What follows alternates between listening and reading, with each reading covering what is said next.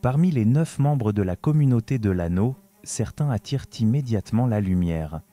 Aragorn, héritier des rois, Gandalf, le mage aux poupulzoirs immenses, ou même Gimli, dont la bravoure tranche avec sa stature. Et puis il y a Legolas, l'elfe du Nord, fils de Thranduil, prince de la Forêt Noire. Un personnage élégant, agile, discret, mais dont l'importance semble parfois plus énigmatique que manifeste. Était-il doté d'un don véritablement unique qui le plaçait au-dessus des autres ? Ou bien n'était-il qu'un écho, une incarnation parmi tant d'autres des qualités communes aux elfes ? C'est ce mystère que nous allons explorer.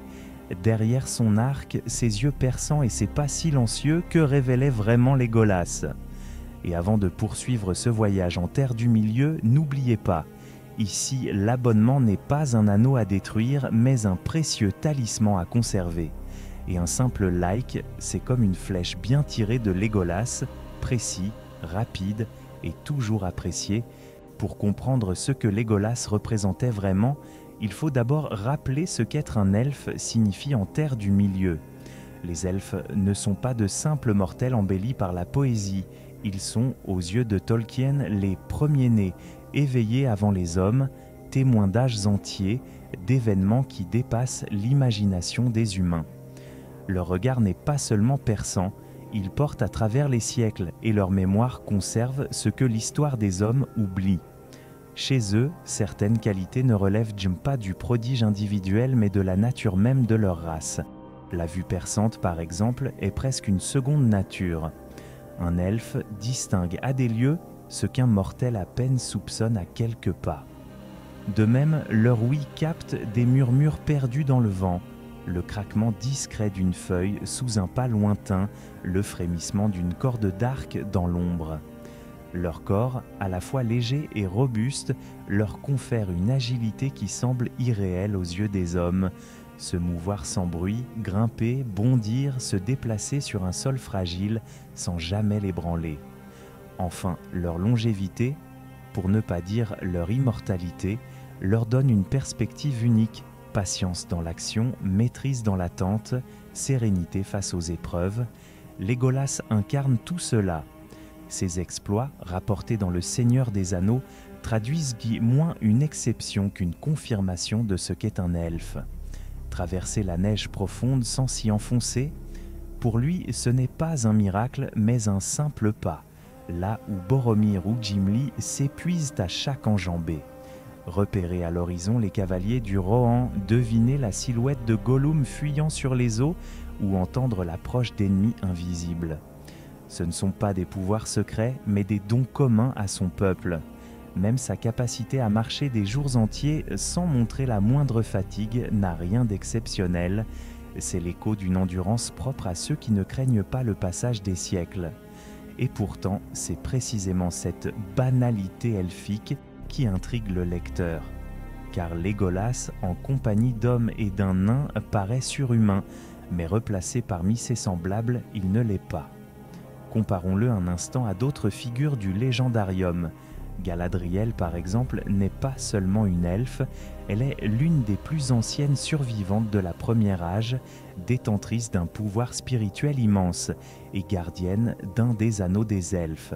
Glorfindel, lui, incarne une gloire ancienne, héros ressuscité, dont la lumière effraie les ténèbres elles-mêmes, capable d'affronter un Nazgûl et de le mettre en déroute. Quant à Elrond, maître de Foncombe, il unit en lui l'héritage des elfes et des hommes, stratège, guérisseur et sage, dont les décisions orientent le destin des peuples libres. Face à de tels noms, Legolas semble presque modeste. Il n'a pas de grand pouvoir, pas d'artefacts sacrés, pas d'histoire personnelle forgée dans la flamme des guerres antiques. Il n'est pas une légende vivante, mais plutôt une silhouette gracile, témoin des qualités de son peuple.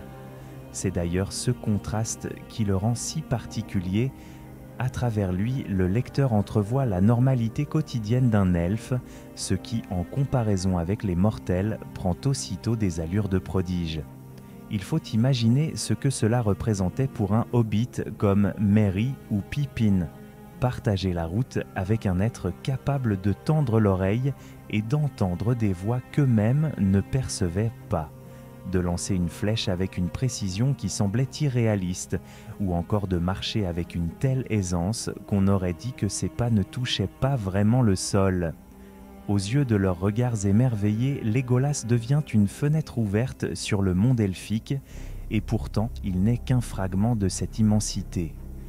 Il y a donc une ironie à dire que Légolas, dans l'échelle des elfes, est ordinaire. Mais cette ordinarité ne doit pas être comprise comme une faiblesse, elle souligne plutôt la grandeur de sa race et l'écart abyssal qui sépare les peuples mortels des premiers-nés. Car si Légolas ne brille pas comme Galadriel, s'il ne terrifie pas les ombres comme Glorfindel, ni ne commando puissant comme Elrond, il reste l'incarnation simple et pure de l'essence elfique. Et dans la communauté, cela suffisait pour qu'il paraisse extraordinaire. Si parmi les siens, Légolas pouvait sembler un elfe tout à fait ordinaire, sa présence au sein de la communauté de l'anneau révèle une dimension unique. Il n'est plus seulement un reflet des qualités communes aux premiers-nés. Il devient le visage des elfes auprès des autres peuples, leur voix et leur regard, dans un groupe où chaque membre incarne une part du destin de la Terre du Milieu. En ce sens, son rôle dépasse celui d'un simple compagnon de route. Dans la communauté, Aragorn représente l'avenir des hommes, Gandalf la sagesse et la puissance d'un ordre ancien, Gimli la vigueur farouche des nains, et les hobbits l'innocence courageuse d'un peuple oublié par les grandes puissances. Légolas, lui, porte l'héritage des elfes. Il ne parle pas au nom de son père Thranduil ni de Galadriel, mais il incarne, dans son comportement et sa présence, la part elfique de cette alliance improbable.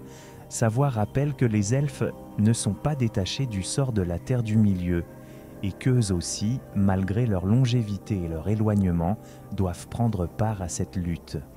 C'est précisément au contact des autres que Légolas dévoile ce qui le distingue. Parmi les moments les plus marquants, son amitié avec Gimli tient une place centrale. Rien, au départ, ne semblait plus improbable. Un elfe sylvestre, héritier d'une lignée qui s'est souvent méfié des nains, et un guerrier farouche dont le peuple conserve de longues rancunes envers les siens. Entre eux se dressaient des siècles de méfiance, de querelles et de blessures. Pourtant, au fil de leur voyage, un lien inattendu se tisse. Ce n'est pas une amitié née de la facilité, mais forgée dans l'adversité, dans le respect mutuel de leurs qualités. Gimli reconnaît en Légolas l'agilité, la finesse et la loyauté. Légolas découvre en Gimli la force, la bravoure et une profondeur insoupçonnée derrière la rudesse. Ce rapprochement n'a rien d'anecdotique, il symbolise l'une des grandes leçons du Seigneur des Anneaux. Dans un monde fracturé par les divisions, l'alliance de ces deux peuples, à travers deux individus, devient un signe d'espoir. Leur amitié, scellée dans la promesse de visiter ensemble la forêt noire et les cavernes étincelantes d'Aglaron, dépasse le cadre de la communauté. Elle incarne la possibilité d'un avenir où les anciennes haines cèdent la place à la fraternité. À travers cette relation, Légolas cesse d'être seulement l'elfe parmi les autres. Il devient le pont entre deux peuples, celui qui ose franchir le fossé des préjugés. Mais ce n'est pas là sa seule contribution. Légolas joue un rôle crucial dans l'efficacité même de la communauté. Son arc, d'abord, est une arme redoutable, rapide, précis, implacable. Il devient l'un des atouts défensifs du groupe dans les embuscades et les batailles. Ses flèches lancées dans les forêts, sur les plaines, ou même contre les terribles créatures de Sauron, rappellent la maîtrise de son peuple. De plus, sa légèreté et son sens aigu de l'orientation en font un éclaireur naturel. Là où les hommes ou les nains peinent à se repérer, lui discerne des sentiers, lit les traces au sol et devine les signes du paysage. Dans les environnements hostiles, forêts sombres, montagnes enneigées, marécages oppressants. Il se déplace avec une aisance qui assure au groupe sécurité et rapidité. Ce rôle pratique ne doit pas masquer une autre qualité plus discrète mais essentielle, sa loyauté. Jamais Legolas ne se détourne de la mission, même quand tout semble perdu. Il suit Aragorn sans réserve, accepte le sacrifice et la souffrance, et se montre toujours prêt à soutenir ses compagnons, qu'ils soient rois en devenir ou simples hobbits.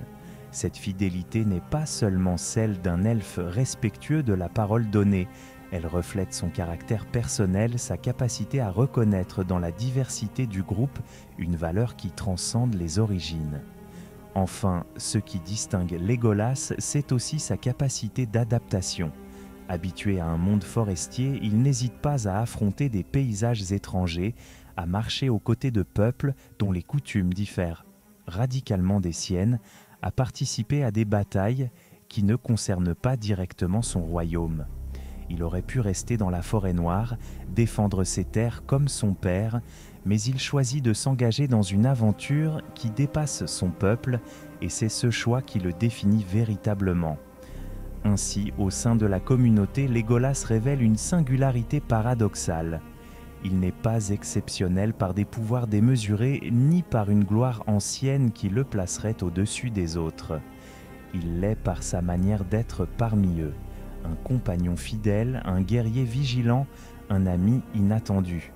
Dans cette union fragile des neuf, il est la preuve que même un elfe ordinaire peut devenir irremplaçable lorsqu'il choisit d'être plus qu'un témoin, lorsqu'il devient un acteur de l'histoire. Legolas n'est pas seulement un personnage qui agit, il est aussi un outil narratif dont Tolkien se sert avec subtilité.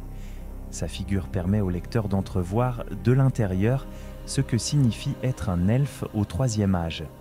Alors que la communauté est composée pour l'essentiel d'êtres mortels, Legolas ouvre une fenêtre vers une autre temporalité, vers une autre perception du monde.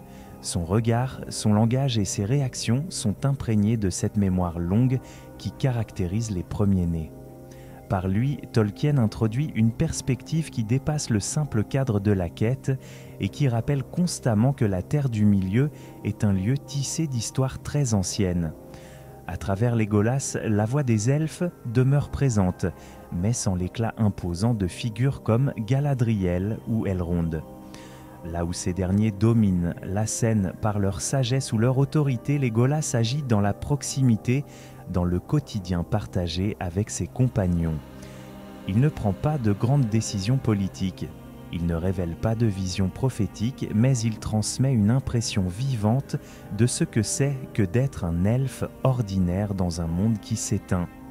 Ce rôle est essentiel, il humanise les elfes, les rend accessibles au lecteur qui peut s'identifier plus facilement à Legolas qu'à des figures quasi divines.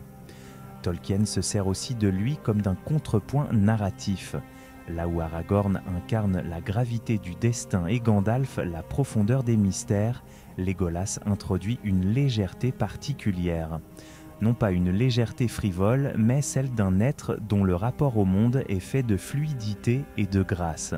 Ses interventions sont souvent brèves, marquées par une intuition rapide, par des observations fines sur le paysage ou l'ennemi.